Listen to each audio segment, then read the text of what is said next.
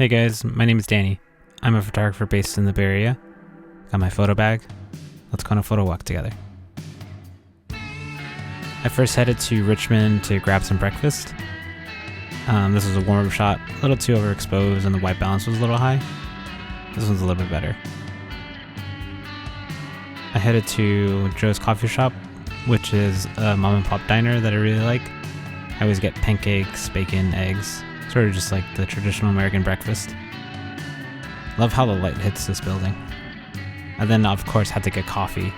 This is my favorite coffee shop in the Bay Area. It's on Balboa Street, the Coffee Movement. It's a multi-roaster that features amazing coffees.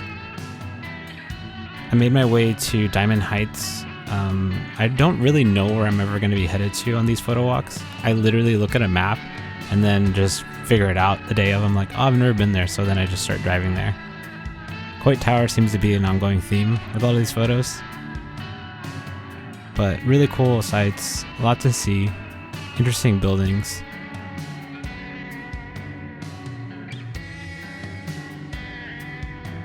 I then made my way to Forest Hill Extension. They have really beautiful houses, and then I shot my favorite shot of the day, which was this one. A lot of information. I was waiting for someone to come by, and I'm really glad I did. I love the construction, Coit Tower in the background. There's just a lot going on. So much information.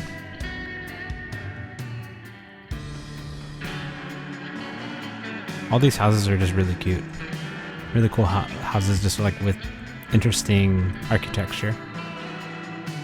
I then made my way to Pacific Heights, and I went down Fillmore Street. I had never really gone down this street. I mean, it's super steep, so I don't really feel like it's a good walking street, but it was really interesting buildings and a lot to definitely photograph. Of course, I gotta show myself struggling up these hills. I then went to Alta Plaza Park. Lots of people walking their dogs, people walking around and just hanging out. It was such a nice day out. I love how the clouds look at this point of the day. It just looks like a painting.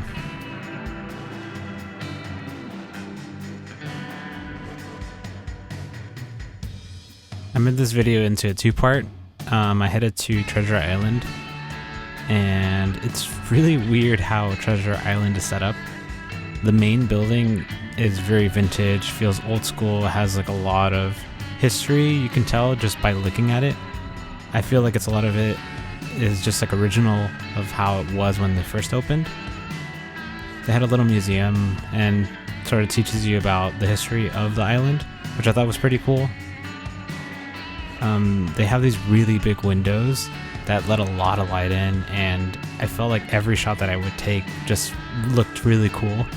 All those like highlights on the lights are like blooming, and it just gives you this like warm, inviting feeling.